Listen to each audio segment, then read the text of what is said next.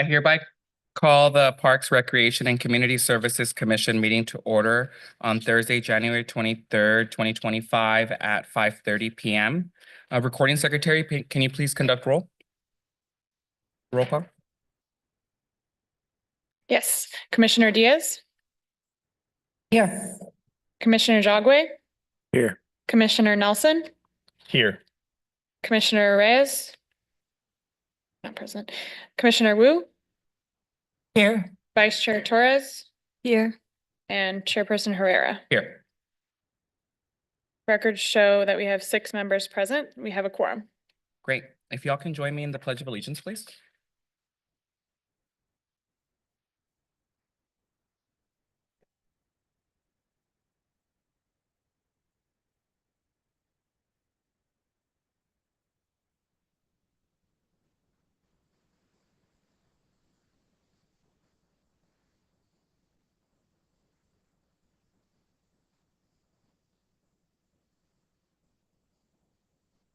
Now is the time. Welcome to our first meeting of 2025 for our commission. Happy to be back and get right back to work.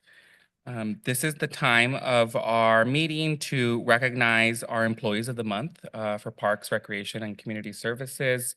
Can we have, Commissioner, would you like to go first? I have Julie Hoang. Julie is management aide. And over the past year, Julie has demonstrated her ability to undertake the duties of her role as management aide in the City of Santa Ana Parks, Recreation, and Community Services Agency. She quickly learned city processes that are sometimes difficult for people new to the city. She and a coworker are responsible for the administrative process of all insurance and agreements for the department. Julie also has shown an ability to work under pressure, as many agreements require expediency in order to get executed before an event. In addition to the duties, Julie also assists with fiscal side of the department by reconciling accounts, prepare expenditure and project reports, and reviewing invoices for payment. Within the last year, she has demonstrated an understanding of the position and passed probation at the end of October. Her demeanor and cheerful personality is appreciated around the office. For these reasons, she is deserving of the Employee of the Month. Julie, thank you so much. Is Julie here? Thank you, Commissioner Diaz. Commissioner Wu, would you like to read another Employee of the Month? Yes.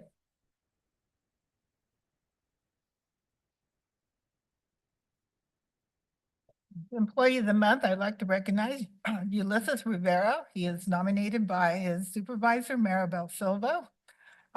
Ulysses Rivera is a clerical aide, and Ulysses has joined our team last summer, and he has quickly become an invaluable member of the team. He tackles every guest's interactions with professionalism, warmth, and attention to detail. Quickly learns and always works well with the team, contributes to a positive and collaborative environment. In addition to his great attitude, Ulysses is always punctual and reliable. He recently stepped in to cover extra shifts without hesitation, going above and beyond, making sure everything ran smoothly during a busy time. His flexibility and willingness to help out whenever needed have been a huge support to the team. Additionally, he always shows up prepared and ready to tackle any challenge that comes his way. We are grateful to have Ulysses on our team and want to thank him for his hard work, dedication, and positive contribution to the success of our zoo. Keep up the amazing work.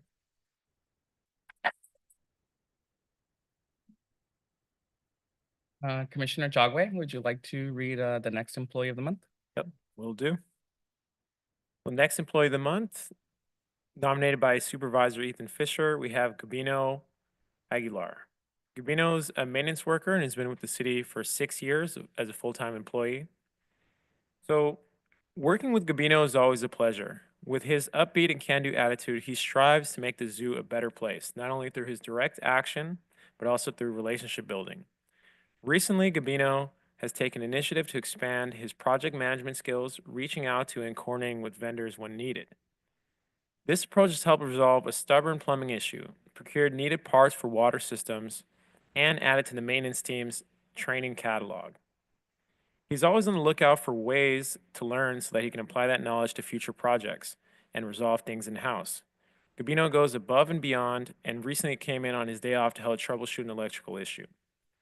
He's a self-starter, sees things through, and doesn't limit his scope of work to zoo staff. He delivers large items to the River's Edge construction site vendors to ensure they are safe and secured. Even when he's the only member of the maintenance team at the zoo for the day and calls for requests just keep coming in, he says, "I love it," and the day goes quick. The level of care Gabino shows for his coworkers in the zoo is remarkable. Thank you, Gabino, for who you are and for all you do.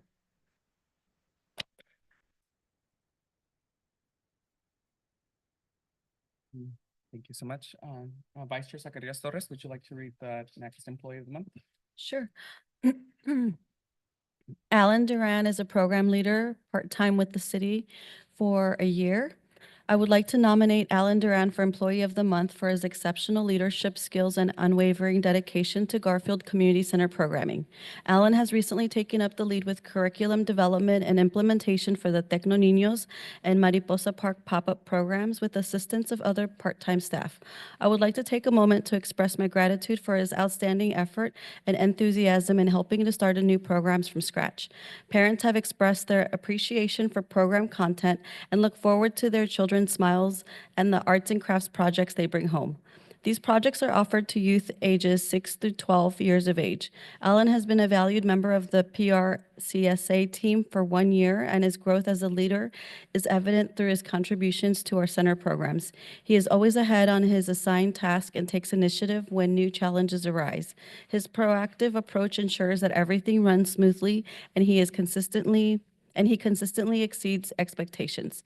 In addition, Alan consistently provides exceptional customer service and is always willing to lend a hand to his peers. His positive attitude and willingness to help others make him a valuable asset to the team. Alan's dedication and contributions are truly deserving of this recognition. Congratulations, Alan.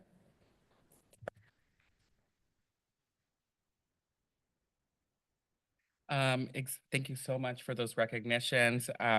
Continue to recognize our staff for the amazing contributions that they do to keep our parks green, clean, and safe. And Executive Director, I believe we have something planned for today. Yes, we do. If I can have the commission to come step down and join me up front, please.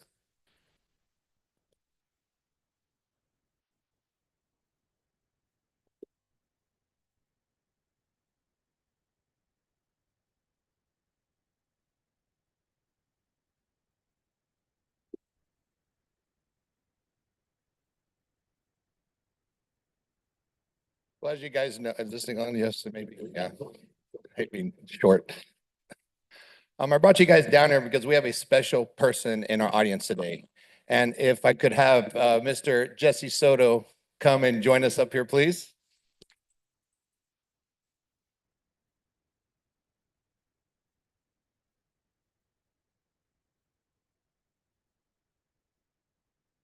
Oh, yeah, we have some of your fellow, if you could just stand right, no, this is right here, front and center, Mr. Roberto, if you could please.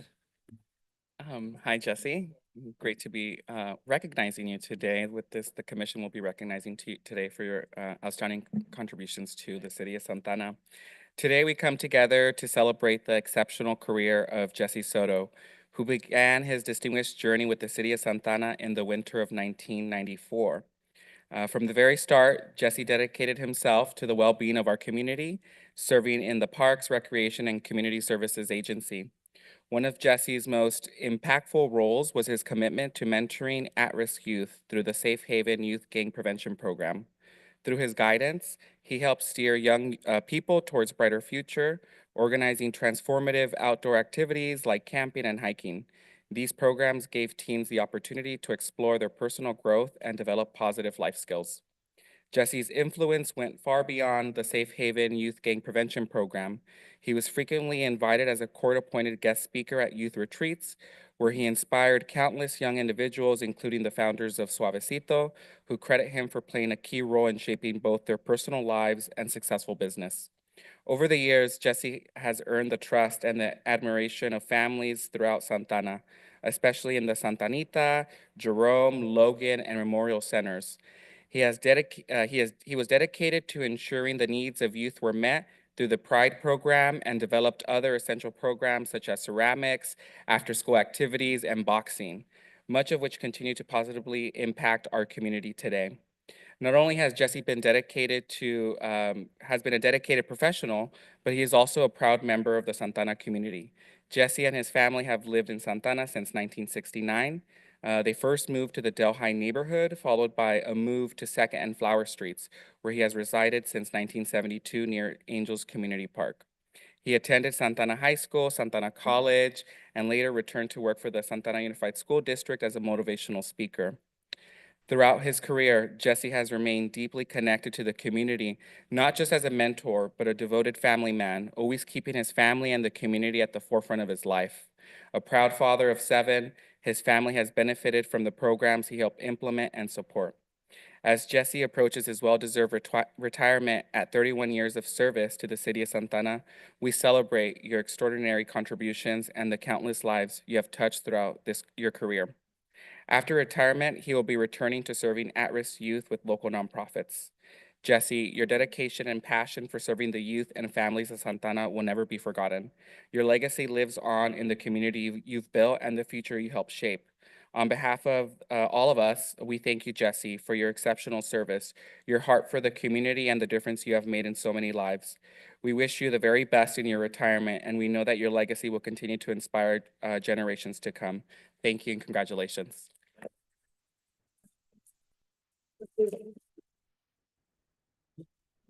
Well, we're not done. So again, commissioners, I brought someone, 1994, let that sink into you. Where were you in 1994? 3. High school. Yeah, there. So again, Ruby, 1994, Jesse has been in this community. So I wanted to bring him in front of our governing board, who is a voice for us, for our city council, as well as in the public. And we give Sylvia a pass today because she went to the Ronald Reagan Library with our seniors. So we give her a pass. So when we do see her next time, she's excused. But this group right here has been advocating for what we do, for what you do, the programs you do. And as evident by your coworkers that have shown up here today, look at them, as well as our friends from Public Works. We have our executive director here as well too. We just want to recognize you one more time before you ride off into the sunset into your new adventures. And on behalf of the Parks and Recreation Department, we want to present you with this small token. And if you give me a sec, I'd like to read it to you. Jesse Soto, for over 31 years of outstanding achievement and contributions to the development, success, and mission of the Santa Ana Parks, Recreation, and Community Services Agency, serving the community and surrounding areas of the city of Santa Ana, California. January 5th, 1994 to January 23rd, 2025.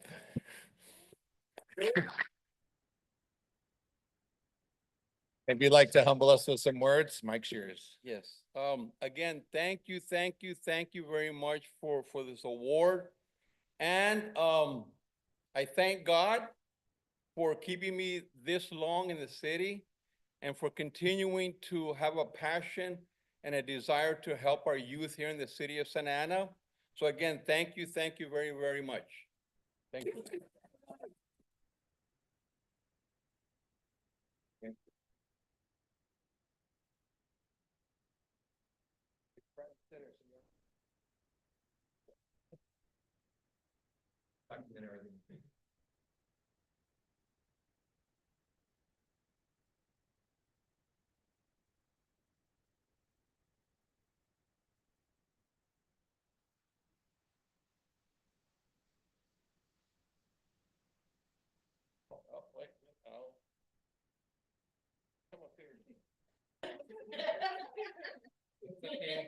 We changed the rule. My boss, I can't do that.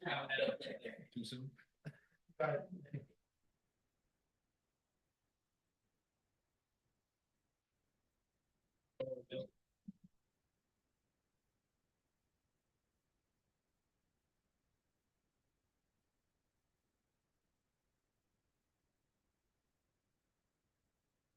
Okay,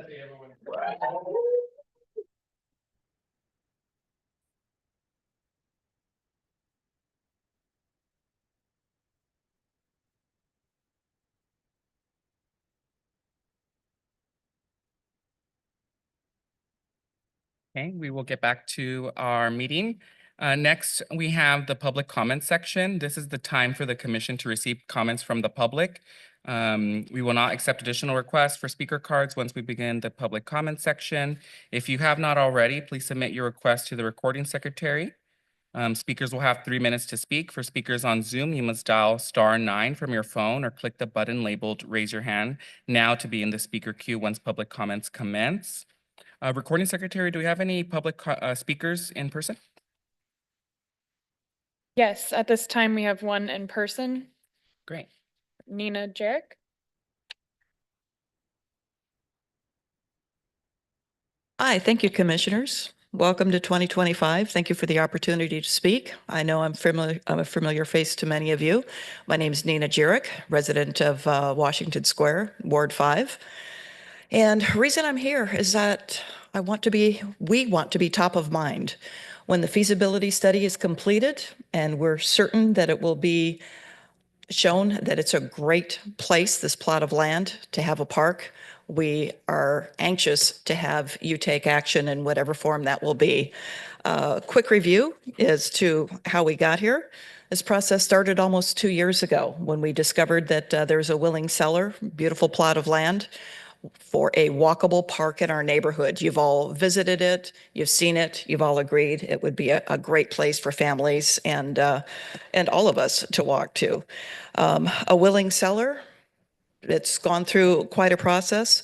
We had assumed that there'd be some negotiation since there was a willing seller. We have to come up with the money, work with the city, see what we can do to find funding sources. Executive Director Scott and several other directors have shared with us some possible funding sources. So we were excited about that.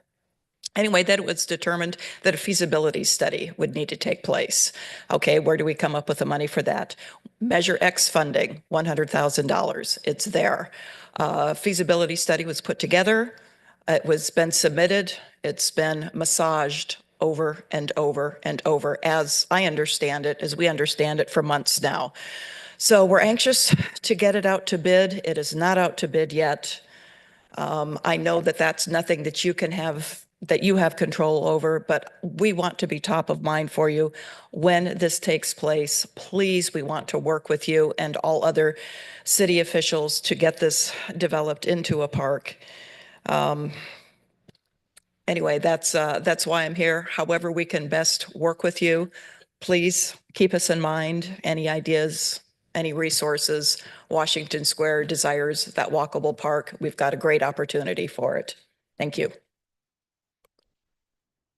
Thank you, Nina. Recording secretary, do we have any comments, public speakers on Zoom? At this time, there are no Zoom speakers. Okay, thank you so much. So we'll be closing public comment section. We will now be moving on to our consent calendar, items 1 through 4. Commission members, are there any items you wish to pull from the consent calendar? And if not, could I get a motion to approve the consent calendar? We got a motion by Commissioner Diaz. Can we get a second? Second. Doesn't matter. I see Vice Chair Secretary Soto's redacted their second. So Commissioner Wu will be the second. Great. Recording Secretary, can you please conduct roll call? Yes, motion by Commissioner Diaz, seconded by Commissioner Wu to approve items 1 through 4 of the consent calendar. I will now conduct a roll call vote. Commissioner Diaz, Here. Yes. Commissioner Jogway, Here. Commissioner Nelson, Yes. Commissioner Wu, Yes. and Vice Chair Torres, Approve. Chair Herrera. Yes. The vote is 6 ayes, 0 nays. That motion carries. Great, thank you. And Next, we'll now move on to the informational items section of the agenda, which are to review the Parks and Facilities Staff Report, followed by the Parks, Recreation, and Community Services Staff Report. So if we can please have the staff report for Parks and Facilities. Yes, sir. If I can get, let's see, we've got George Acevedo, our Park Superintendent, followed by Susie Perjanic, our Planning Manager. Hi, good evening, Chair. Good evening, Commissioners. Once again, my name is George Acevedo, Park Service Superintendent, and I want to say yes, congratulations to Jesse and his 31 years of service. Much appreciated as I came up through some youth groups when I was growing up. So much know the need and how important they are to our communities. So with that, I'll be providing the Park Services presentation update, and I'll start with my first slide. You know, I want to remind everybody, parks makes life better, and you know, just the importance of keeping our parks, like Chair Herrera said, clean, green, and safe. That's kind of our mission, keeping it simple, but you know, this way it really activates our community, keeps our park activated with youth, seniors, passive users. This way it kind of stems and helps us keep them safe and clean. So I wanted to share our sports field maintenance schedule. This is something we went to council last Tuesday. It's a receive and file. It really kind of outlines each park and when they're going to be down for sports field maintenance. So the maintenance and this schedule is going to be on our Parks and Recreation website. It'll have a link under our sports athletics tab. So this way anybody from the public will be able to access it. This is something we work closely with our recreation partners to kind of create, you know, based on use,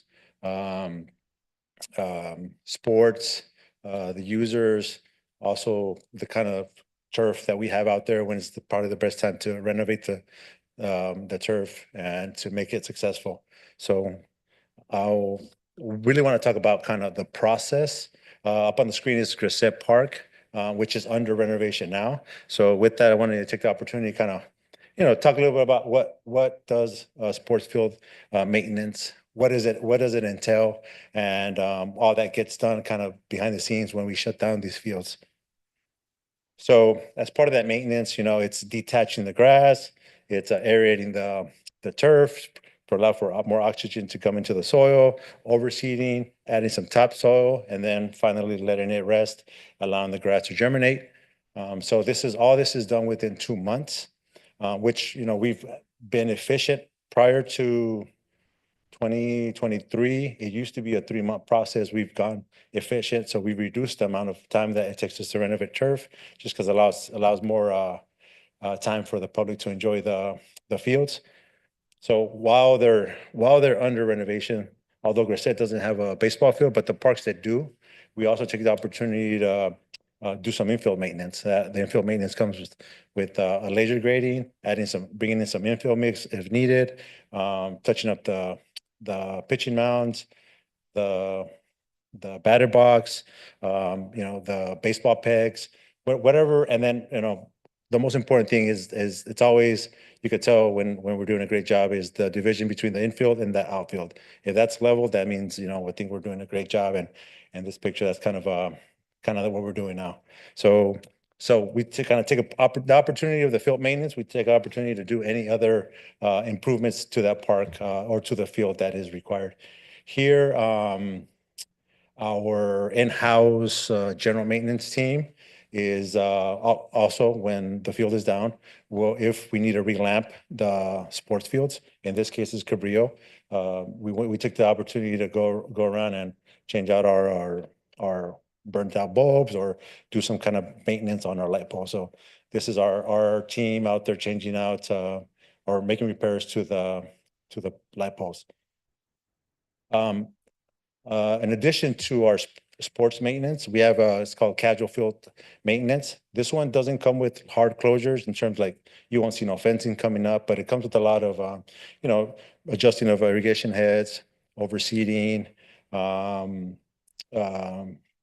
adding topper, but it does, might be some inconvenience as you will see some watering during the day.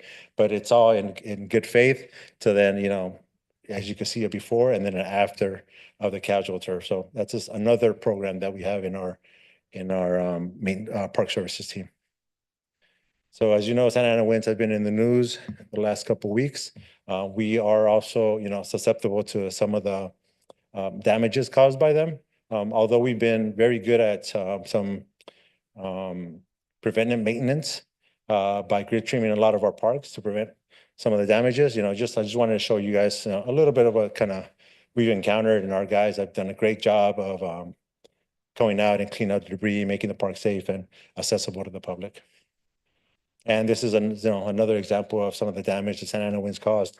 We lost a home run fence or netting at Cabrillo Park. So we're, out there kind of being on the reactive part from the Santa Ana winds.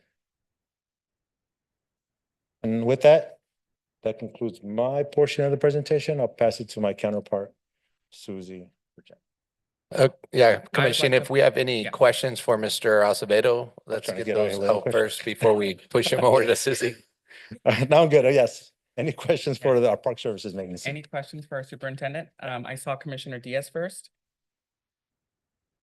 Oh. Like to go? Yeah,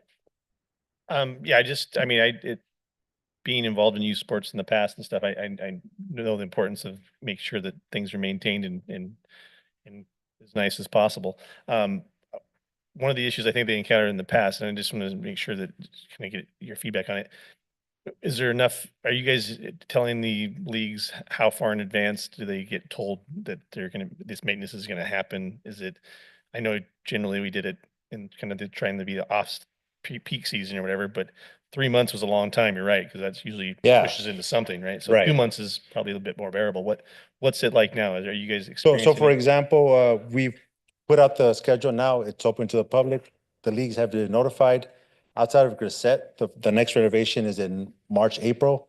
So you're talking from 3 to December, so 3 to 10 months. Everybody's aware of the closures. And, I think our reservations team makes them aware also.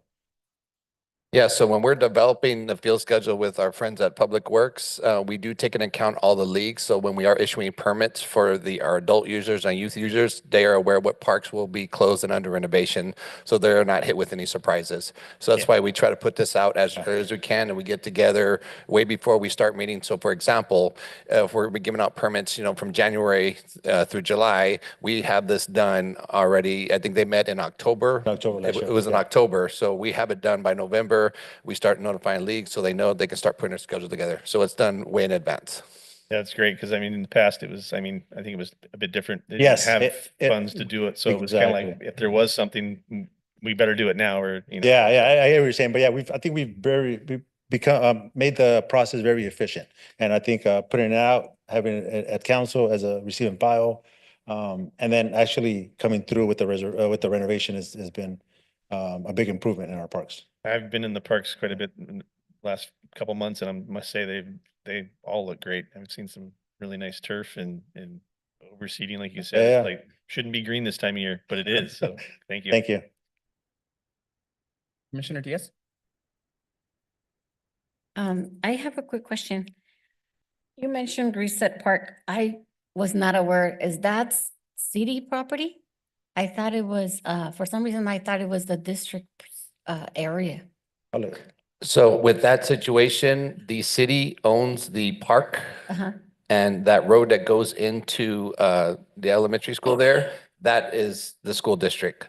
So again, it's one of our joint use that was in effect for a long time. Uh-huh. And that's something we are working toward to now get in a new joint use with the Yeah. school, but the city does own the park space. Oh, okay. And so, is there an entrance to that park? Because, it's fenced, but So there's a pedestrian entrance on the west side. We just installed that recently. Oh. So it's a pedestrian entrance, a vehicular entrance, not yet, because it's, like Yeah, Director Hawk was saying, we share that that road with the school. So when it's under school hours, it's primarily, falls under the school jurisdiction, but it's more like a walkable park. So if you live in the neighborhood, you'll be able Yeah. to walk your, dog, yourself, and use the pedestrian entrance to get into the park. Okay, because I've been there often, with the soccer program, but I didn't even know it belonged to the city. So another question is, so once the renovations or the parks begins construction,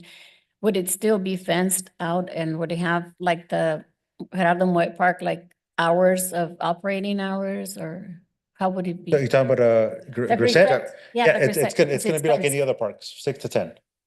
Okay. Yeah, and we're going to be working with the Yeah. school Yeah. district for that main gate, because again, Uh-huh. they do have school in session.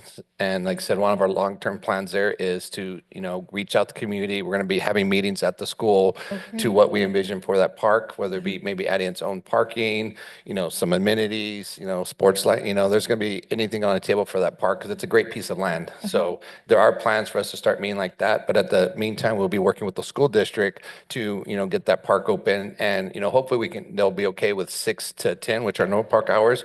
But if we're going to have to modify the hours because of the school and the Because of the school, parking, yeah, maybe then we're going after to work with school. them, but we will have signage up and we will be working with SAU, SAD. Oh, thank you so much. I just was not aware it was city property. But thank you. No problem, Commissioner. Any other comments or questions, Commissioner Jogway? Thank you.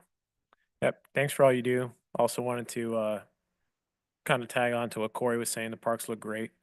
Wanted to see, I don't know if I saw it on there, but is Beaumont Coral Park, is that on for the field or the casual maintenance? So Bomokoro, you're probably talking about the athletic field, right? Yeah. Yeah, so that's probably, I would say, our highest challenging part, because the water table out in the south sits very high, and that park is already recessed about 18 inches. Right. So we have a lot of issues with the salinity in the soil.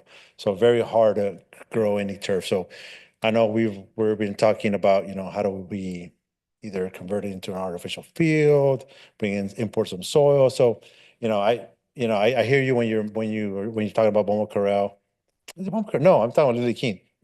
No, that's Beaumont Corral, yeah. Beaumont Coral, Yeah. No, so Beaumont Corral, no, I'm confused. Beaumont Corral's, what was the question again? I'm sorry. Yeah, Is just it answer. on? It will be going under renovation, starting Yeah, March March 3rd. April through 28th. April thing, and like, Superintendent Silva says, we've got some plans and ideas to try to straighten that grass hold because of Yeah. how the water table sits there. Got it, good. It was just a small font, Yeah, no, Beaumont's up there. No, I'm sorry, I thought you were talking about Lily King. Lily No, King. no.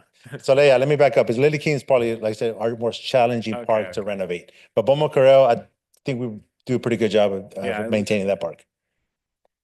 Thank you. Any other questions or comments from the commission?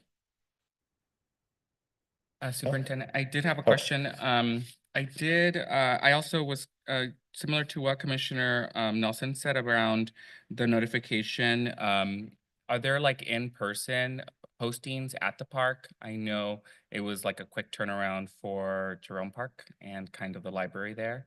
I remember like from one day to the next, so I'm curious to see like, are we posting the in-person like notifications or like a paper or something like that that says like that these parks are going to be renovated soon? I'm gonna say, yes, that's something we put out there.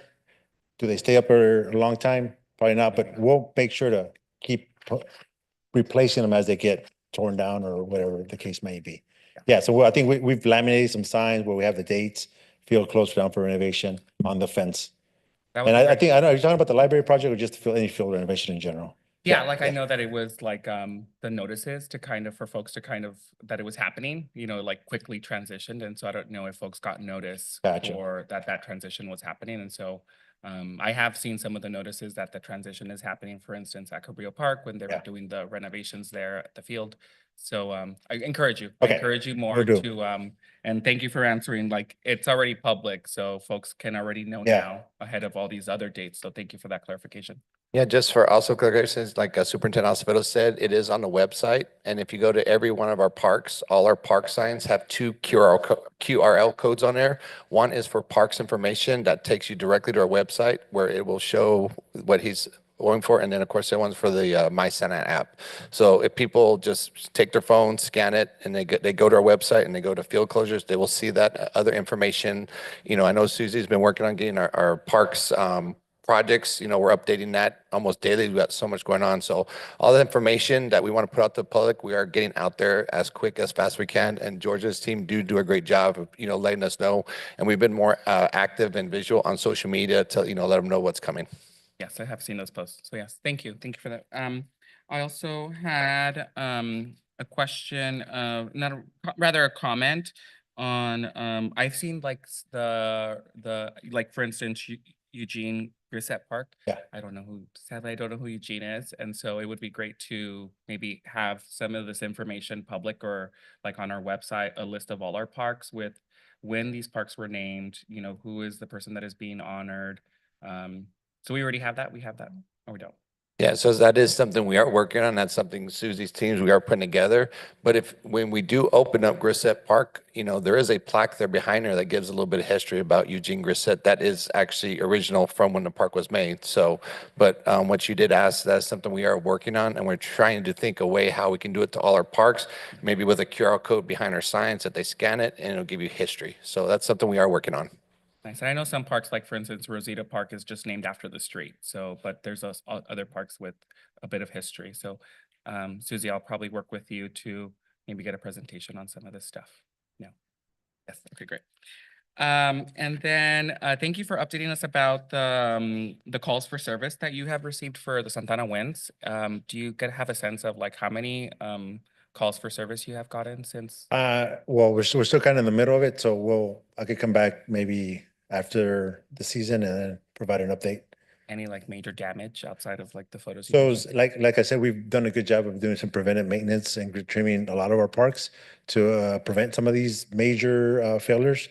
So I think the picture that I shown was probably the most significant. Kind of came over a car, but nobody's been no bodily injuries have been experienced. Okay, that's it. Thank you. Thank you, Commissioners.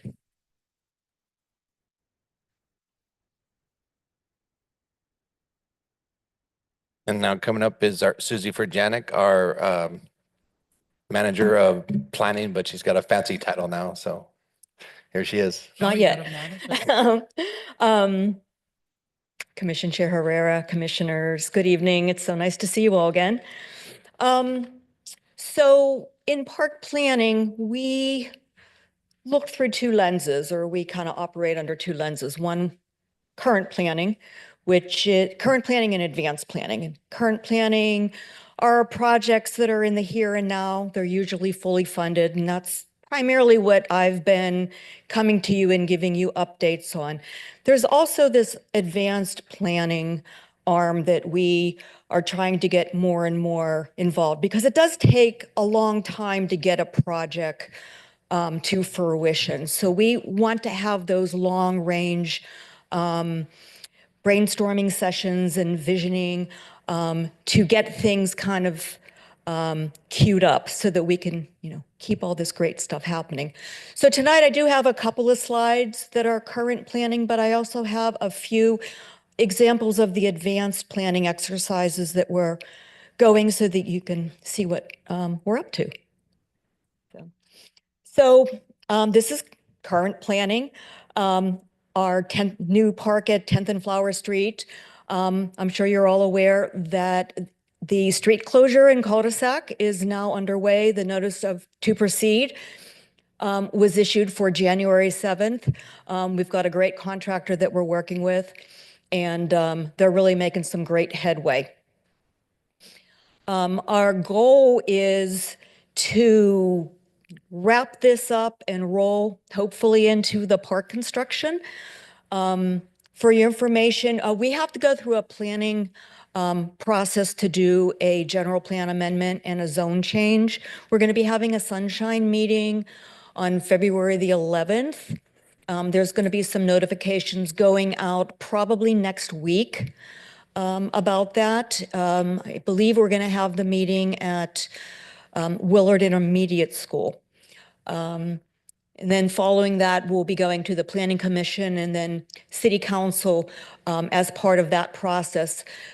Our goal is to complete that process and award a construction contract for the park at the same time. We're anticipating that's probably going to be maybe June. Plans are about 90% complete for the park, so we're in really good shape. We got a federal Land and Water Conservation Fund grant for the project. Following the award, it's standard procedure. There are post-award requirements that they ask us to fulfill. It's quite a process, and we just completed that. Everything's with the National Park Service right now being reviewed and hopefully blessed. So there's a lot of parts and pieces to making a part, I guess is what I'm trying to say. But it's all moving forward, and it's pretty exciting. Okay, so Walnut Street urban greening. Back in 2016, the South Main Vision Plan was adopted by City Council. And that was a plan, I believe the Community Development Agency facilitated the process to bring on a consultant and do outreach. And this was examining the portion of Main Street from First Street down to Warner. And the idea was to make it more walkable and livable. And out of the outreach that was done came the request for open space. And one of the locations was here at Walnut. And this little diagram there is actually from the South Main Vision Plan.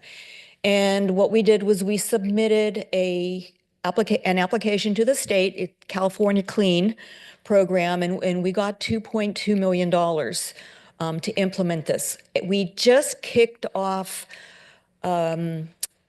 community outreach to fine-tune this concept and make sure that it incorporates everything that is going to bring everybody out to enjoy it. So we're going to probably put this on a fast track so that we could meet our completion deadline. So as I said, we just kicked off. We're hoping maybe we can get this concept finalized and our contract documents completed in the fall so that we can advertise and get this under construction early next year. First and Mountain View Park. So with the American Recovery Act dollars that we got from the federal government, we were able to acquire, in conjunction with the water department, we were able to acquire the property at First and Mountain View Street that's wrapped in the yellow lasso there. And this is just east of Harbor. And the portion that's wrapped in pink is slated for a public park. So we've been having some preliminary meetings recently with water and with the developer that bought the food truck property to the next door. There are some townhomes that are planned for that area. We're having a discussion to see how we can coordinate development of those three sites.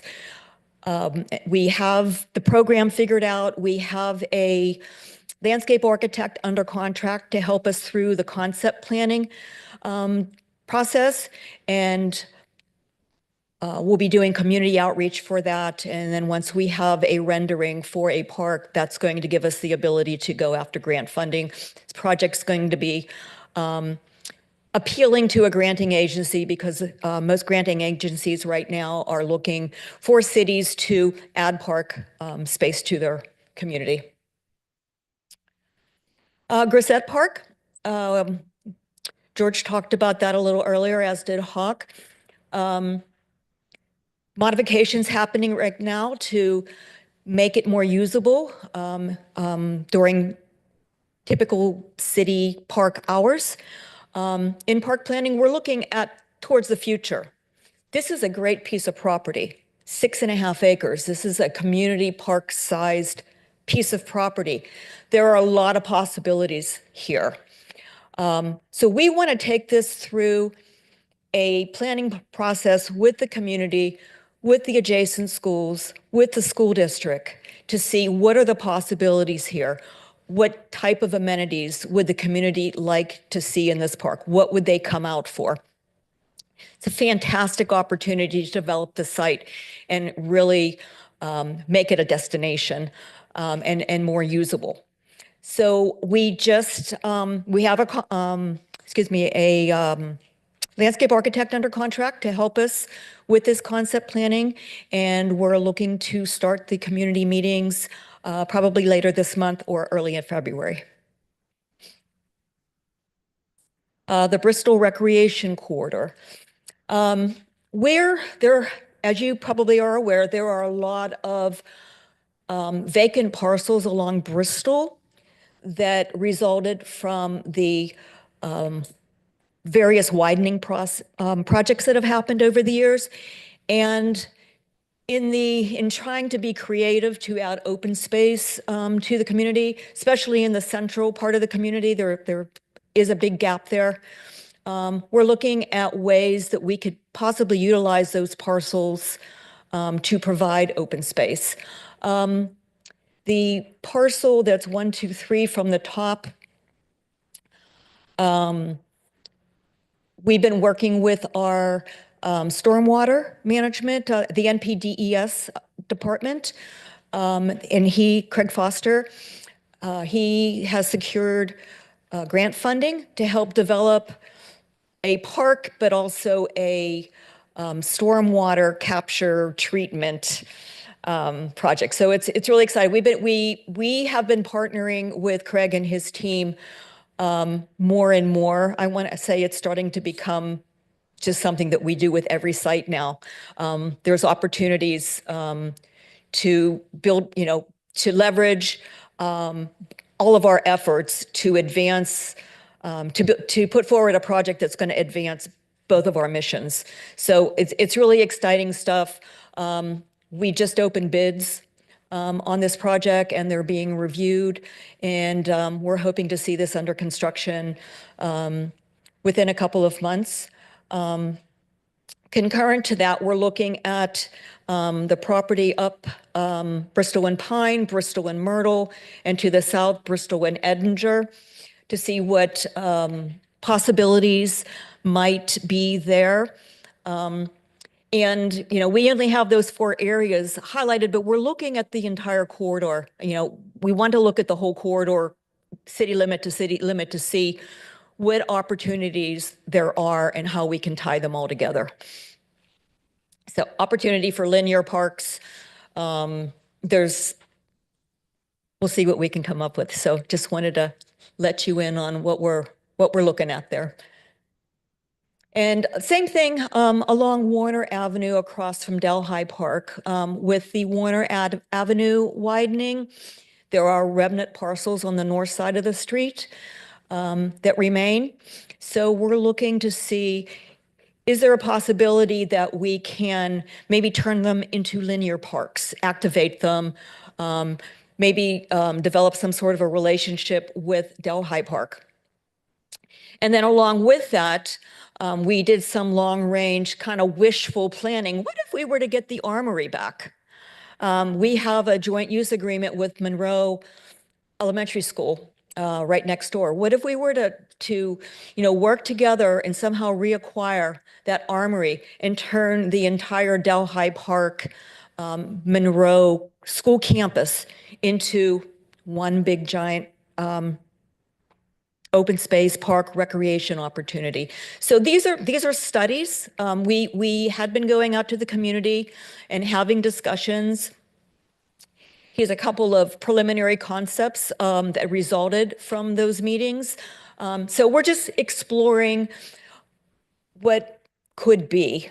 And a lot of times, if you have that vision in a graphic form, it can help advance an idea and hopefully a park.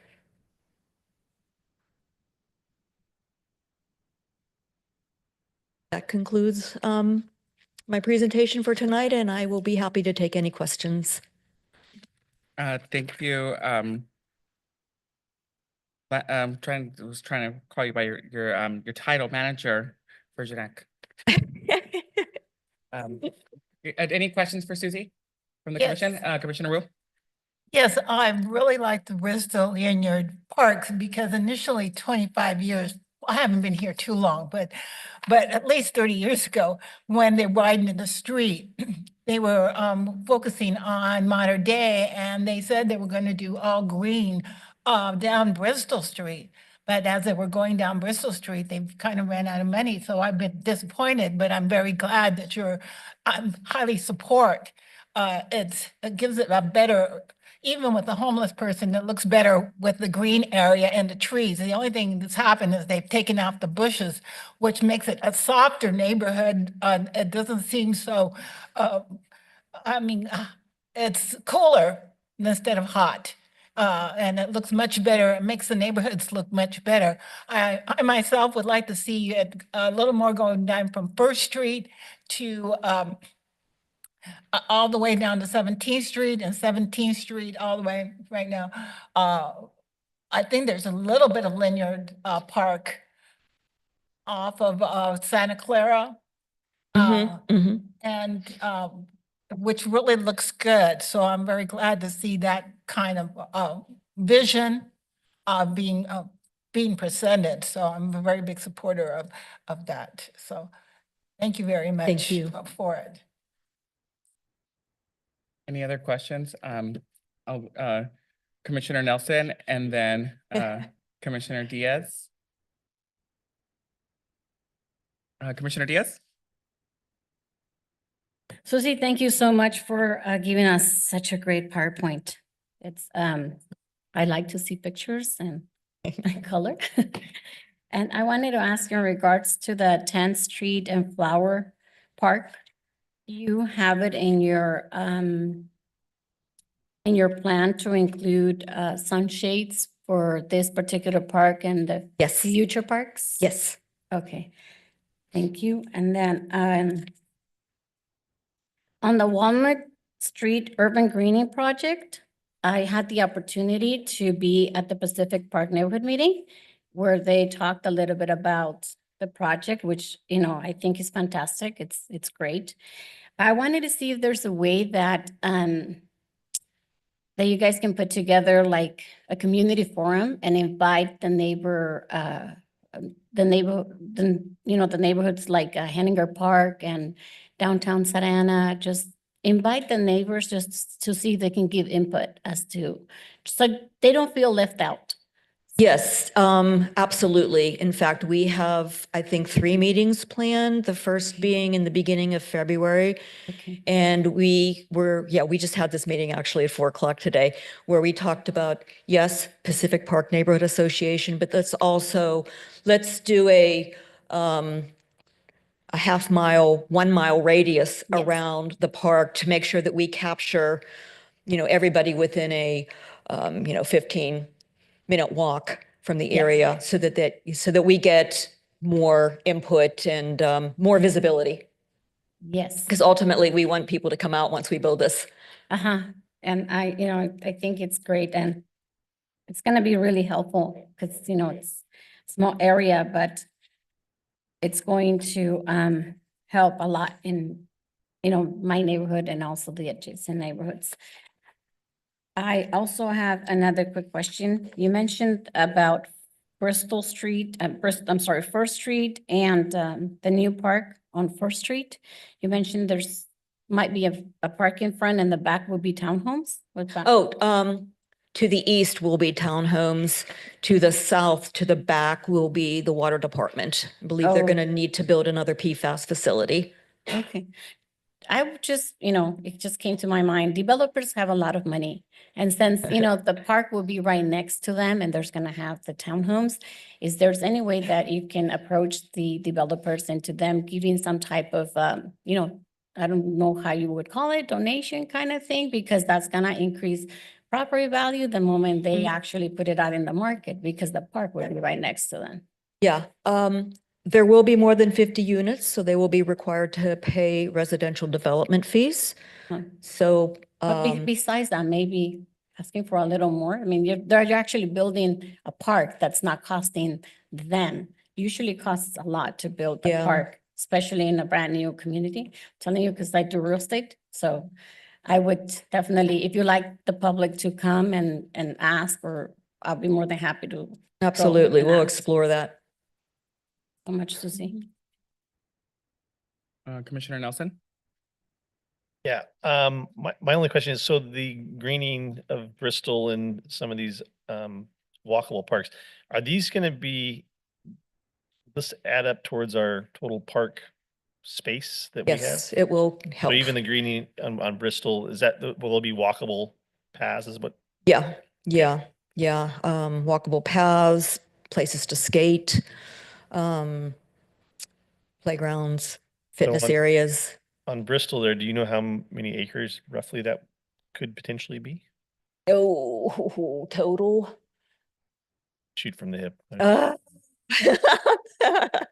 um, oh, I guess part of what's hard about answering that right now is because, yeah, we identified the 4 plots there, but we're still kind of examining the entire corridor to, just looking at those 4 lots, maybe 4 acres. Okay, yeah, I mean, the one thing that you notice is when you drive down Bristol from South Coast all the way to 22 freeway, there's so many different variations of just no like continuity that really flows and Yeah, and thank you for mentioning that. I should have. Part of the Bristol corridor plan that we're working with PlaceWorks to help us with that. We identified, it's called the urban thread, and there will be visual elements that connect all the sites. We're planning a low sort of wavy fence orange, something very eye-catching that's going to help tie them all together. The landscape material, bright flowers, tying it all together, potential for artwork along the sound wall. So we're looking at, the linear skate tracks. So we're looking at visual elements, art, even the amenities that can provide a tie. So, yeah, lots of great opportunity. exciting. Thank you. Any comments from Commissioner Jagwe? Thanks, Susie, for all you do. I wanted to add on to the question about the Bristol Street project, the corridor. Is that going to be worked on all at the same time? Because I know my only concern is Bristol is it's a pretty busy street. So will that be worked on in stages? Will it be all at once? It'll be stages. Okay. Yeah. Yeah. One other thing I should have mentioned too, the 4 plots that we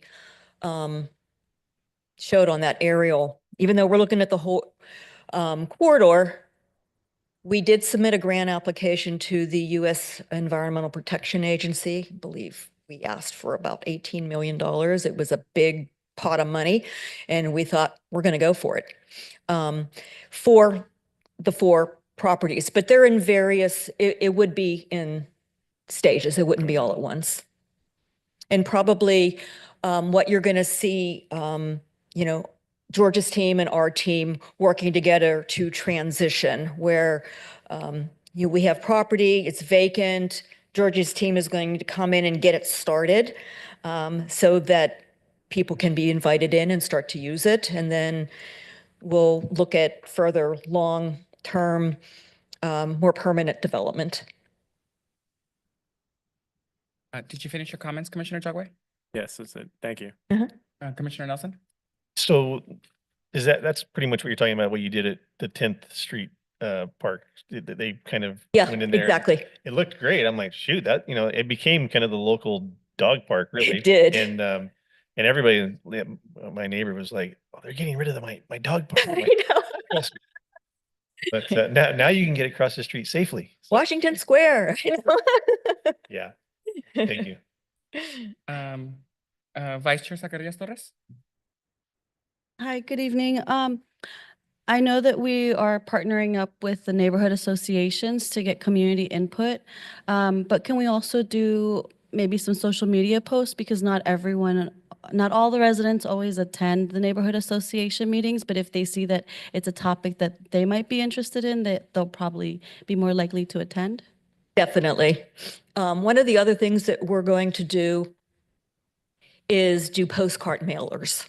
Oh, great. That, will show up in the mailbox and it'll have the meeting location, date and time. So hopefully that will help too. Great. And then on the Walnut Street Urban Greening Project, could you educate me on what removing street row means? Oh, right of way. Oh, okay. Thank you. And so, yeah, and we're looking at, can we do a complete street closure? Or maybe, a partial closure where it's one way, narrower, more narrow lane, one way, one flow. Or maybe just a maintenance road. So we're, exploring that along with, bringing in active, amenities, per the neighborhood, meeting. Comments, okay, Commissioner Diaz? I have just one more question. Right now, the plan is to have the project starting from the alley, right? It's just right now, it's from the alley to Main Street, to the east of Main Street? Yes. Okay, just making sure.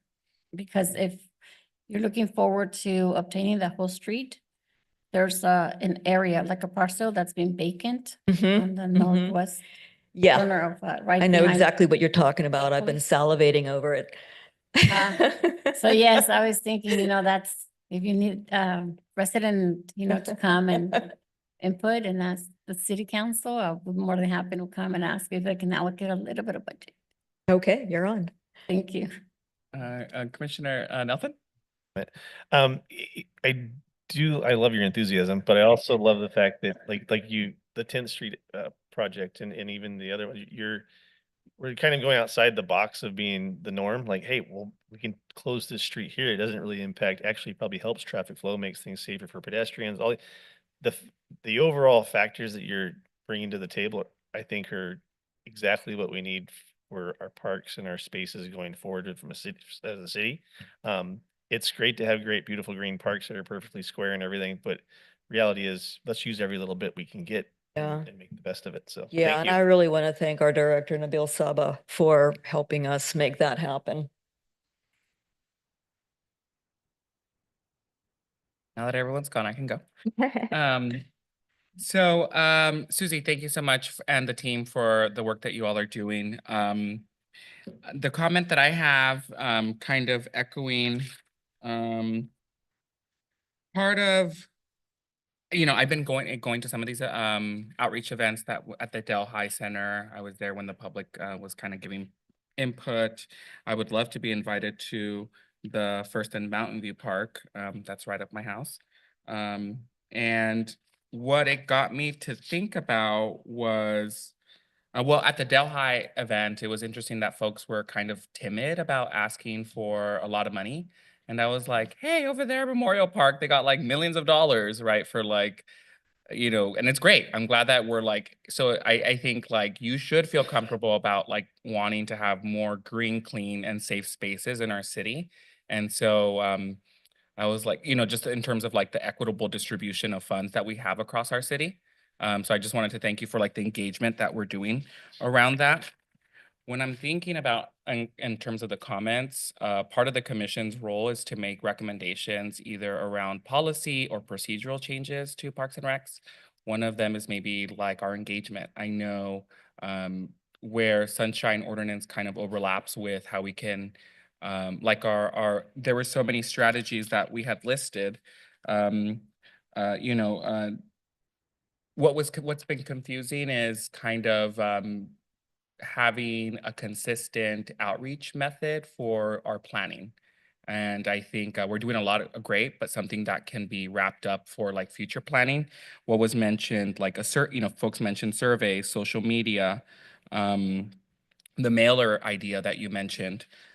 things that are in English, Spanish, Vietnamese, things, events that are hosted in person, like the one at the Delhi Center, events that are posted on social media to capture those community input for those strategies. So I'm curious if we have, and maybe that's what we're working on, right? And we're doing a great job in terms of improving the outreach and community engagement. But is there like a procedure or policy that Parks and Recs follows outside of maybe Sunshine Ordinance that maybe can be updated or that as a commission we can work on? So, it's like clear cut when we're designing parks, the commission would recommend to the city council or to Parks and Recs that these are the different types of strategies we would like to see for our Parks and Recs. You mentioned like, within 15-minute walk, like, I don't know if that's in our policies, but that's a great idea, right? So I'm curious to see like, I know we're improving our outreach strategies. Is there like any policies that we currently follow that? I don't know that we have formal written policies.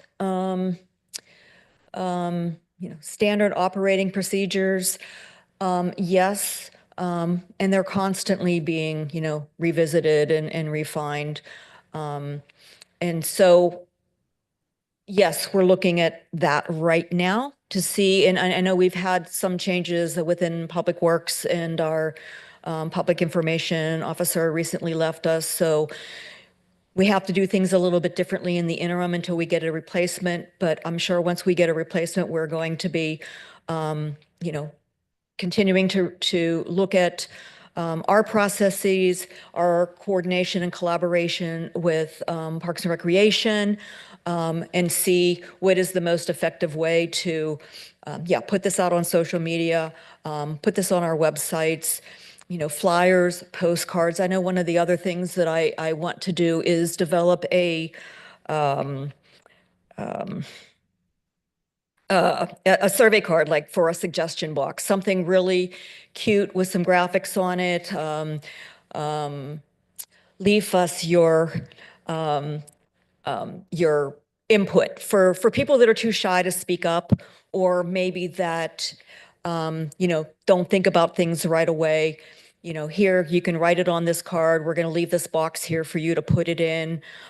Develop, we have a park planning website that we invite people to use whenever they want, but we just need to promote it more so people know that it's there. So, yes, to answer your question, we're continuing to look at how we can get the word out and get more involvement and input. Great. I think I have a couple more months as chair, so maybe this will be, well, maybe another reelection. I'm reelected. But I think that maybe this is something that I would like to tackle, particularly if we don't have a policy in place, I would like to work with staff to look at other cities, what type of level of engagement that we can make a recommendation to the city council if it means updating our Sunshine Ordinance, if it means policies or procedures that we have. But I think a lot of the questions that were up here kind of pertain to the different types of strategies that we can kind of implement.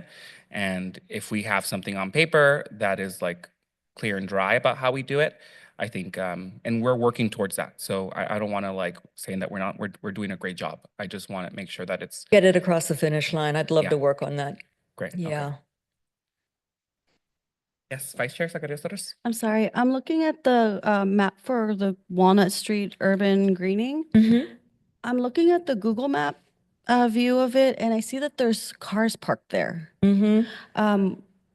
Is this where we want to close the right of way? So what would happen to the cars that are currently parking there? We would unfortunately lose those spaces.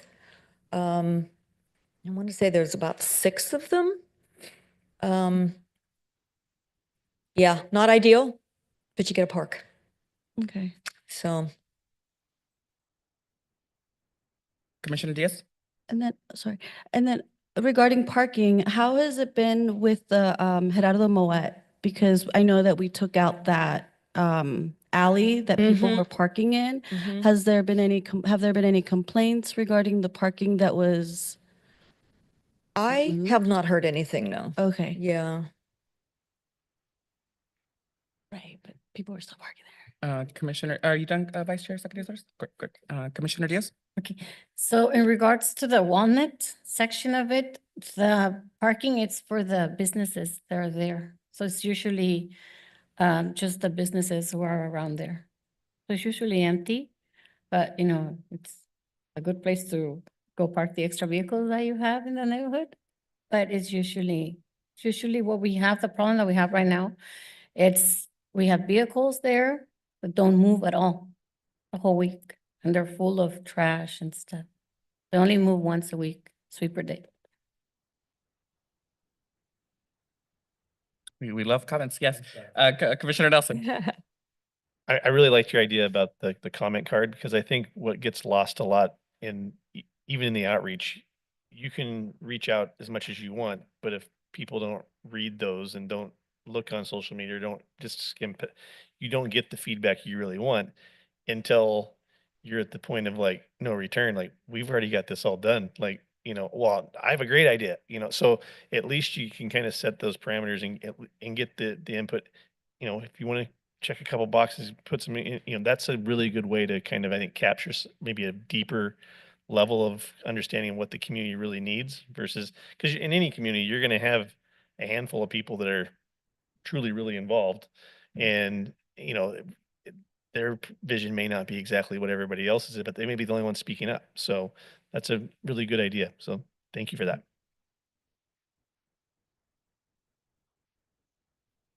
Okay. Thank you, Susie. Oh, thank you all so much.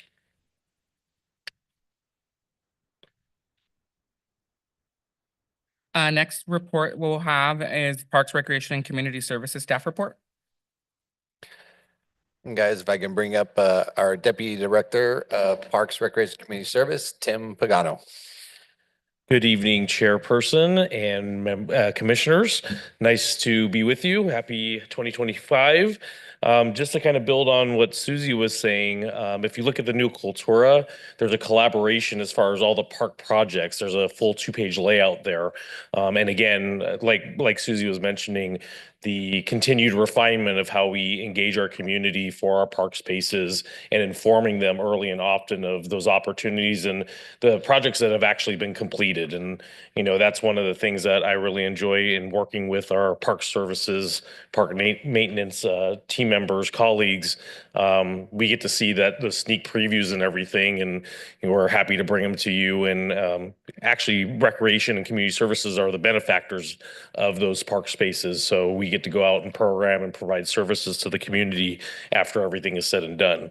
I'm here tonight to provide a brief update. I think the last time I was with you was right before we went into the holiday season.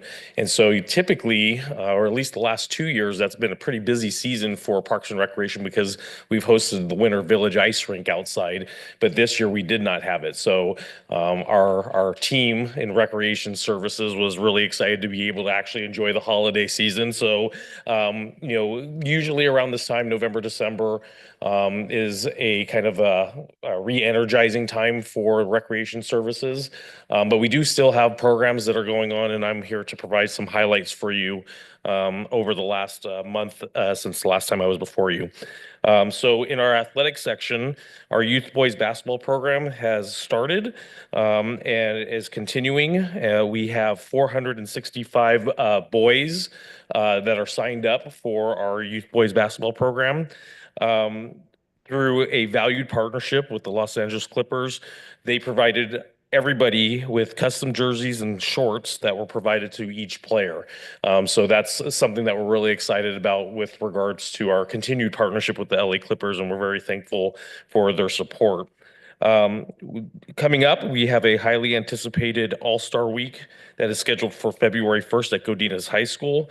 Events will include a juniors Clipper clinic, team photos by Glory Photograph, a junior NBA skills challenge led by our athletics staff, and an all-star game officiated by our athletics staff. Moving on to Salgado Recreation Center. During the holiday break, they hosted a Winterland camp, and we hosted 30 participants during the holiday time, which was one of the first times that we ran a holiday camp, just to give parents the ability to maybe finish shopping. There are a lot of parents that are still working during that time, and with school out, may not have the ability to have childcare. So over at Salgado, we were able to run a Winterland camp for those families. Moving on to Jerome Recreation Center. One thing that I think I may have mentioned in November, but we just want to reiterate it because it's closely coming upon us, is that during, I think, October and November, the Recreation Community Services Division applied to receive a mural mosaic that was from America Connects, and we were selected. We were one of 6 cities throughout both the United States and Canada to receive the distinction of having a mural that is created. So over the past month and a half, our Jerome Recreation team, led by Steve Rowe, our recreation specialist, has been working with all different types of folks that are in and around Jerome Recreation Center. So Monte Vista Elementary School, our Southwest Senior Center, our contract classes that are out of Jerome Recreation Center, TKO Boxing, and basically providing these tiles that they're encouraged to paint with a specific color palette. And essentially they take a digital photo, it gets uploaded to a website, and then it gets fabricated by our partner agency, America Connects. And once it's fabricated, it's going to be sent to us so that we can install it on the east-facing wall of Jerome Recreation Center. I'm happy to say that we're kind of in the final stages of that right now. And we have a Wednesday, February 19th, at 1:30 p.m. And I know middle of the afternoon, but it's led by them. We didn't really have much say in it because they're traveling from, I think it's Washington to LA out to Boston the next day. So they're kind of leading when we're doing the unveiling and stuff. But we would encourage you and we invite you to come out during that unveiling ceremony to see our new art installation that will be going up at Jerome Recreation Center that day. Our pay and play program, both at Salgado Recreation Center and Jerome Recreation Center, have found a lot of success. Basically, we're giving the public the opportunity to play badminton, pickleball indoors, basketball, volleyball, and it's kind of like a drop-in play system. And we've received a lot of great feedback, and a lot of people are coming out, especially for indoor pickleball. So we're seeing a lot of participation through those programs, and we're excited to continue those out of our recreation center. Moving on to our next section, our field permits that we've conducted over the last 2 months, December and January, we've delivered over 1,000 of them. So that just shows how busy our athletic facility reservations team is, and they're doing a wonderful job. Our aquatic section, beginning in early March, classes for Aqua Fitness and Aqua Fusion, 2 contract classes that will be offered out of Jerome Pool, will be available for participants to join. Aqua Fusion will allow participants to enjoy a low impact class that combines movements for both dance and fitness, helping them participants improve their cardiovascular health, strength, and flexibility, all while having a good time in the pool with fun music. Classes will be held Monday morning at 9:15 or 10 a.m. There will be 2 offerings from March 10th to May 12th, and it will continue with dates in the summertime as well too.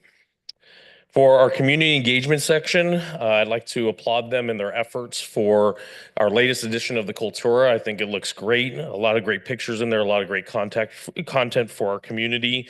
Classes, I think, start registration either this week or next week. So I encourage the community to take a look at all the class offerings that we have in there from our library services, recreation and community services, and also our zoo programs, and sign up early and opt in through our registration software. Our social media, specifically in Instagram, we've surpassed 8,000 followers now, so we're getting kind of popular. Yes, thank you, I appreciate that. In 2024, the Santa Ana Park social media accounts increased the frequency of posts by 312% over 2023. So just a quantifiable data point for you all. A total of 2,259 posts were produced and collectively generated 3 million, a little bit over 3 million impressions and 50,000 reactions for all the effort that was made to inform our community through our social media platforms. And again, a great effort on the part of our community engagement team. I mentioned the LA Clippers a little bit earlier as far as being a sponsor. We have also solidified partnerships with Anaheim Ducks, Scan Health and VinFast that are going to be helping support various programs throughout the remainder of the year. And we're looking forward to working with them and making sure that they get the return on investment that they're looking for as far as choosing to be our partners and supporting our recreation programs. Moving on. Pardon me. A lot of information. In our health and wellness section, our wilderness club continues and it continues to be popular. Our upcoming trips, January 25th, so this Saturday, we'll be heading to the Tucker Wildlife Sanctuary. And then shortly thereafter, on February 8th, we'll be heading to Carbon Canyon Regional Park in Brea for probably a trip to the Redwoods. I don't know if anybody's familiar, but there's a redwood grove that's in the Carbon Canyon Regional Park area. So I'm sure we'll be making a visit over there during our wilderness walk.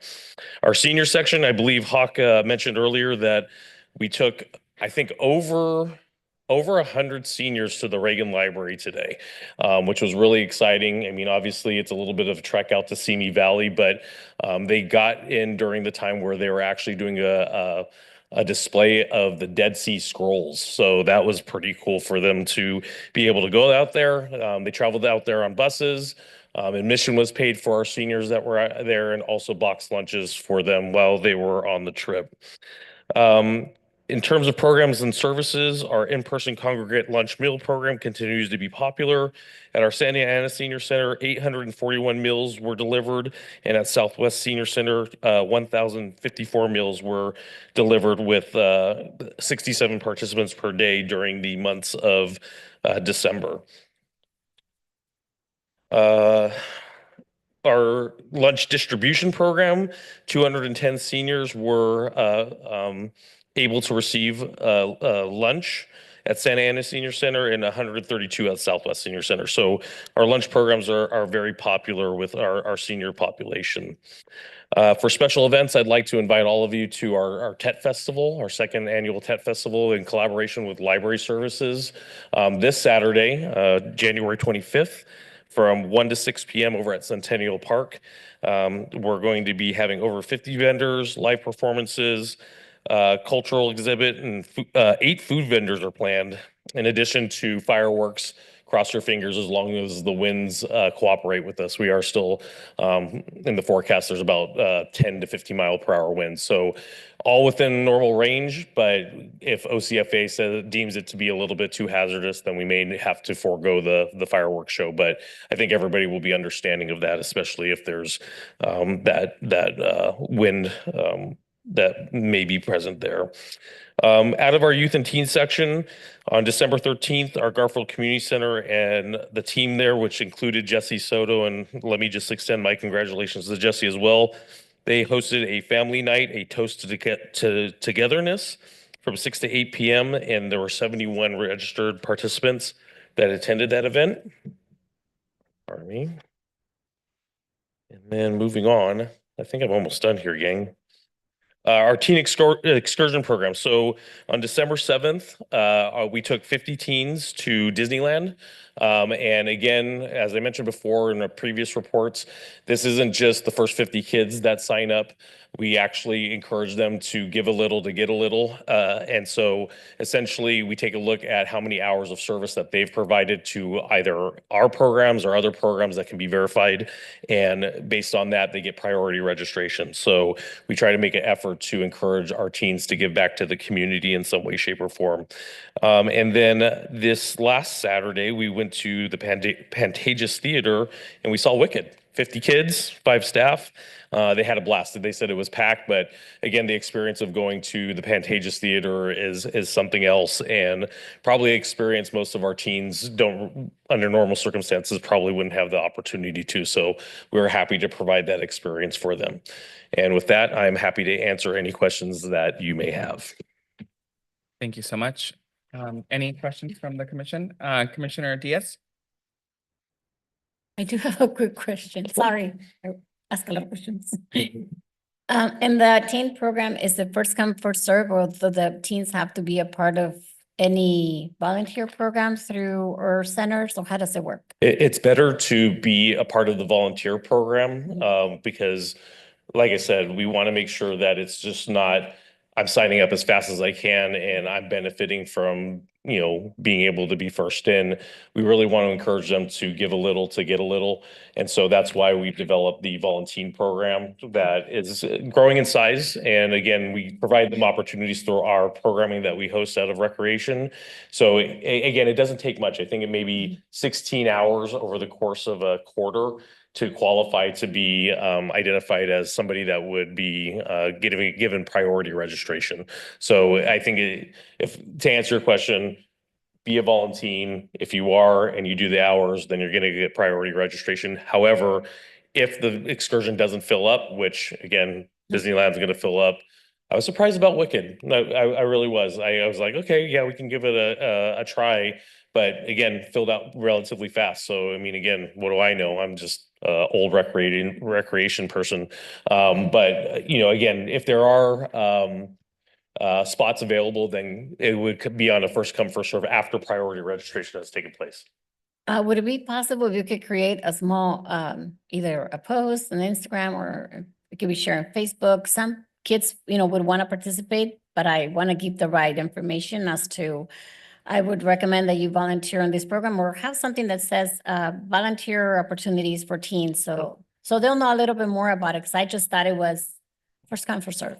Sure. And that was the model that we were under probably up until recently. Good. But we wanted to change it because what we found is that it was the same kids that were able to go time after time. And even internally, we would notify the kids that went on the previous excursion.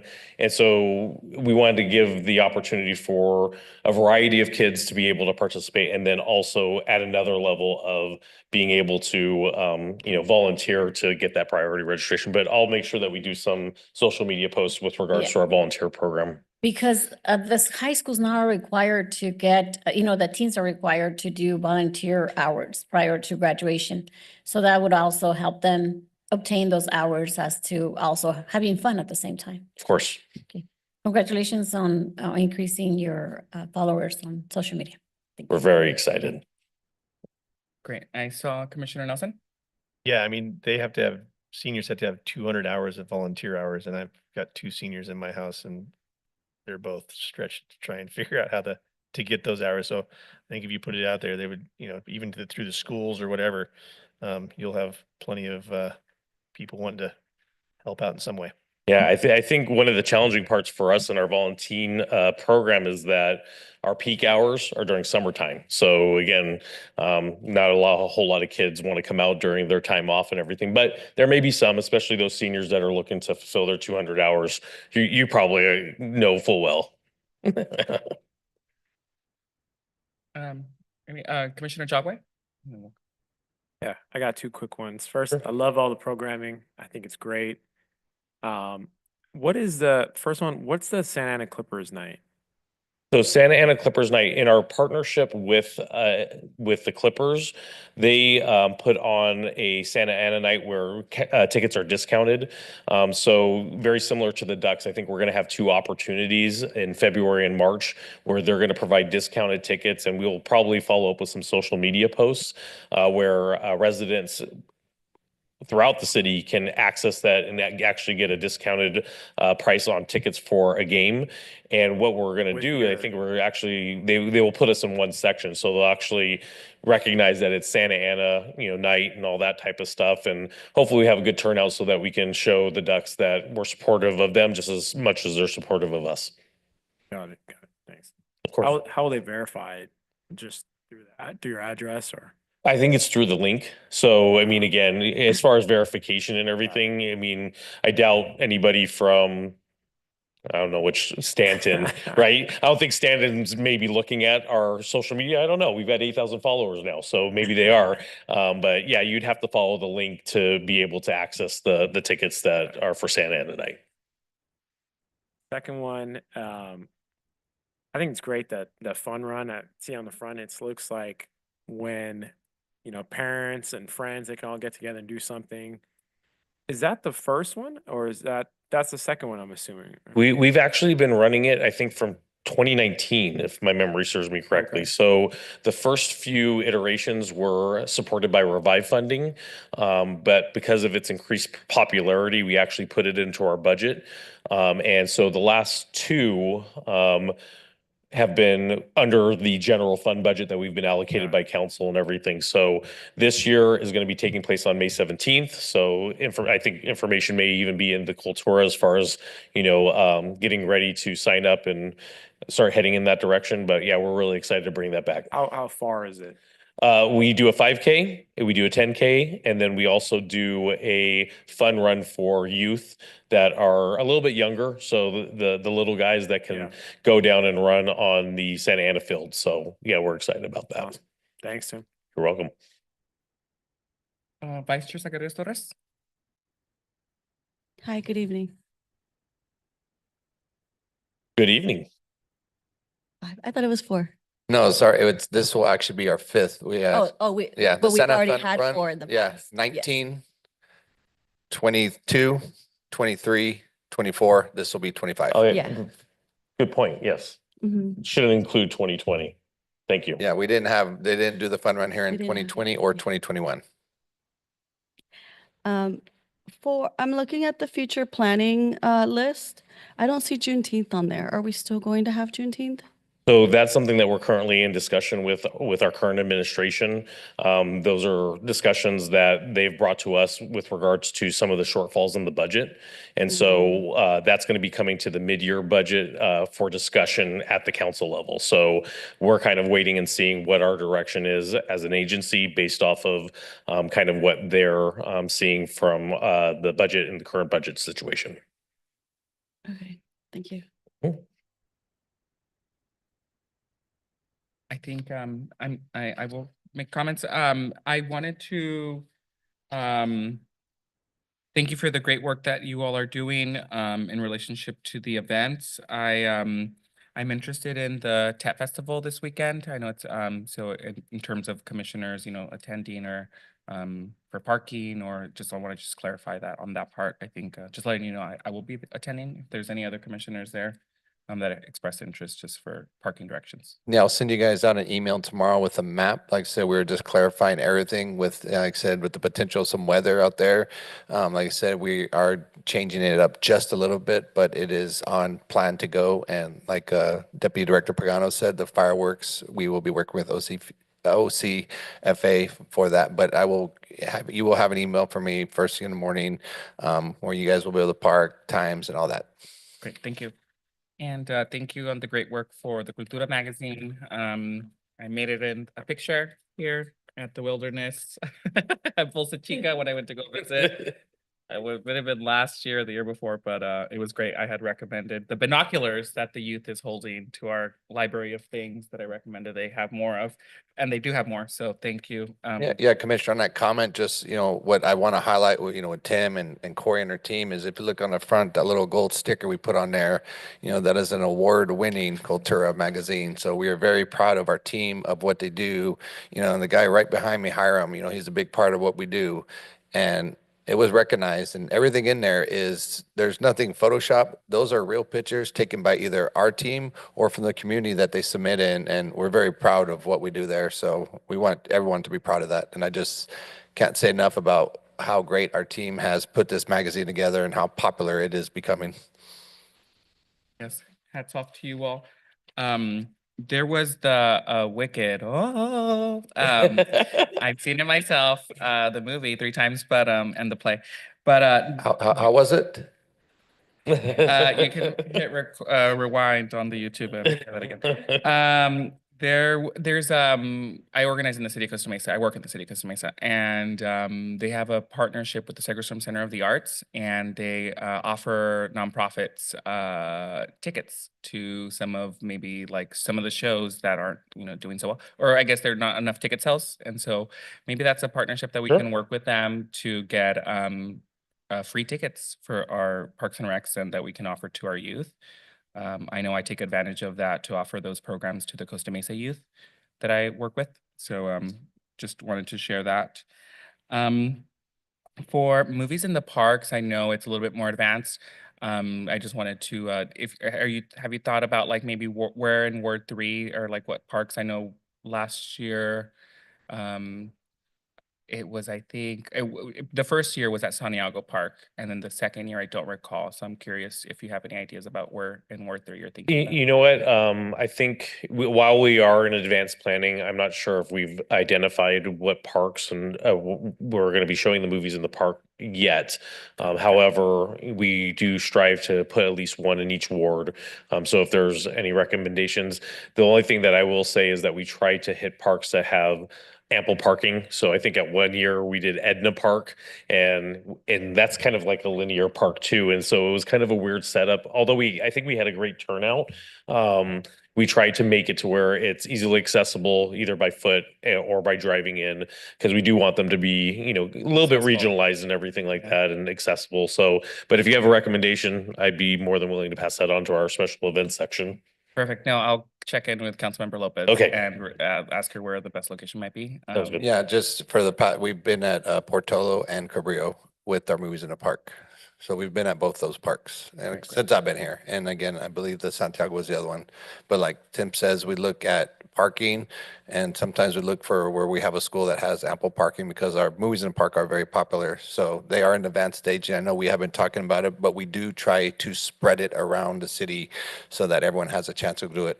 It will be in every ward and as well as a zoo. So we will have 7. But the zoo's locked down. It's the other 6. We will, look at the locations and place them what best fits for the community. No, I love that. And I probably won't see you or provide feedback for another 2 months. So I wanted to get that out now. So if you all want to share where you want movies in the parks, I know it's a great event. So this is your opportunity, or follow up by email. Chairperson Herrera, I would even say maybe shooting me an email once you have that conversation with Councilmember Lopez, just because, like I said, we may not have been talking about it yet, but it's probably right around the corner. Probably after we get through with TET this weekend, we're probably going to be meeting sometime next week and we're going to be discussing it. So just want to make sure that we, get your request. Great. Sure. That's all I have. Any additional comments? Well, I just wanted to comment that El Salvador Park has always had a movie night. We have good parking and we have good attendance. And the Artesia Pilar neighbors are always very helpful with goodies. So thank you. Of course. I did have one more comment. There was a public comment. I was on Tuesday, I was sworn in as there was a public comment. Community member had made mention of, I believe she was speaking from her participation around Indigenous Peoples Day. And so I just wanted to, relay that comment that they had made. There was, they were mentioning, their unsatisfactory experience with the event, that there had been 2 events going on at the same time. And so I know you had just made the previous comment around funding and kind of like it's going to be up to the council to kind of decide that. But I know we do great engagement, for instance, for like Fiestas Patrias. We have like a lot of community events that kind of lead up to that event. And so, replicating that similar model for other city-sponsored events where we do want to invite or engage like the community. So, I let the individual know that I would be making public comment about that, and I'm just following up here with that comment to relay that to you all. Okay. Thank you. Yeah, we heard that as well, and that's something that we'll take internally. Cool. Thank you, everybody. Yeah, thank you.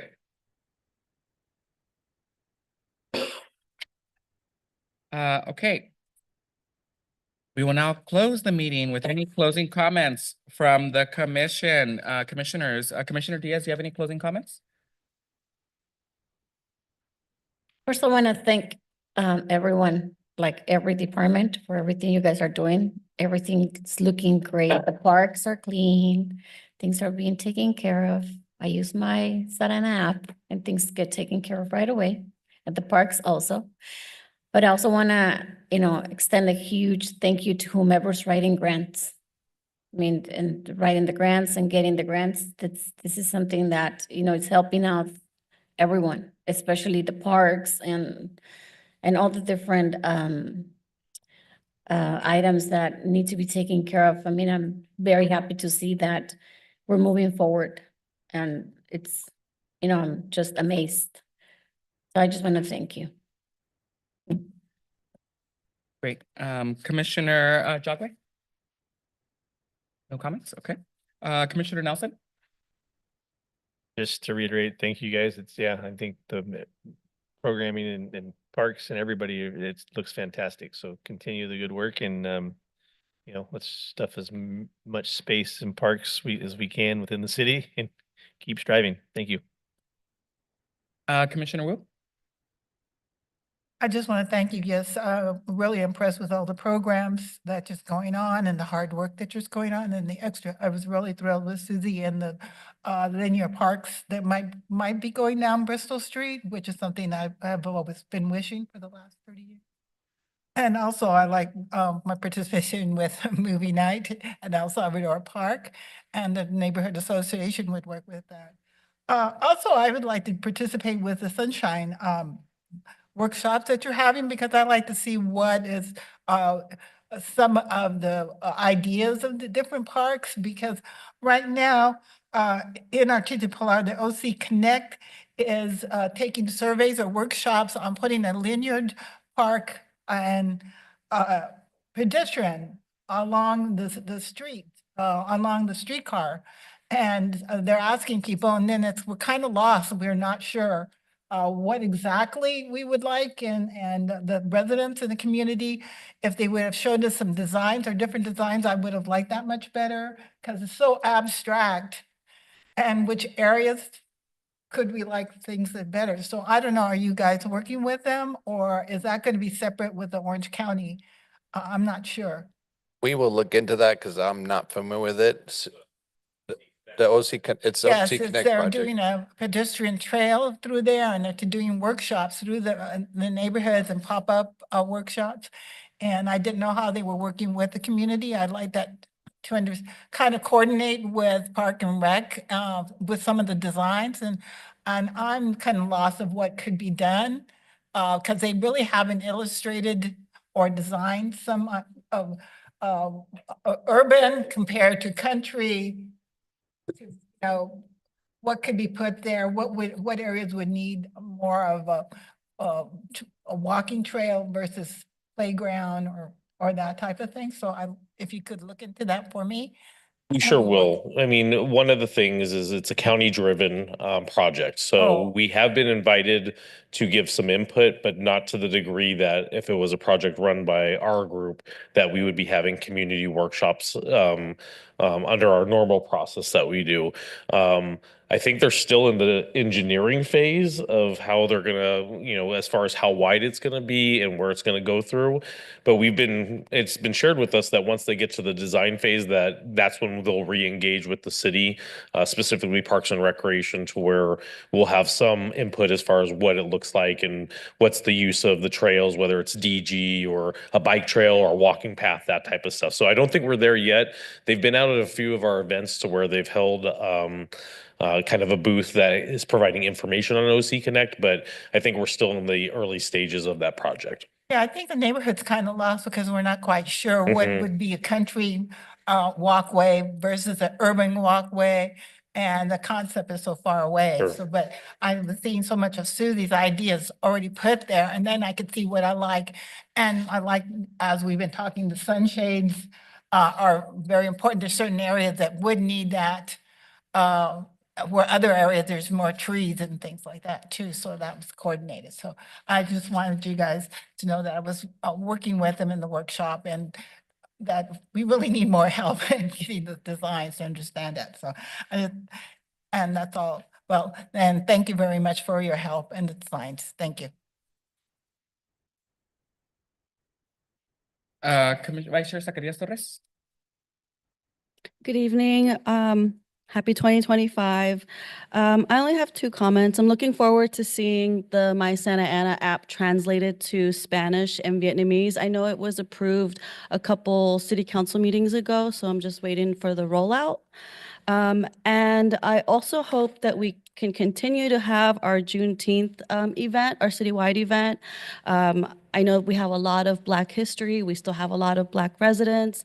And I would hate for them to feel like the city doesn't pay that much importance to the Black community when we have a lot of other events that are focused to the like Latino residents. We have the TEP Festival, so hopefully we can continue with our Juneteenth event, and we don't get to a place where it's too late to like include it into the budget, because I really want to make sure that our Black residents and our Black history is seen in the city. Thank you.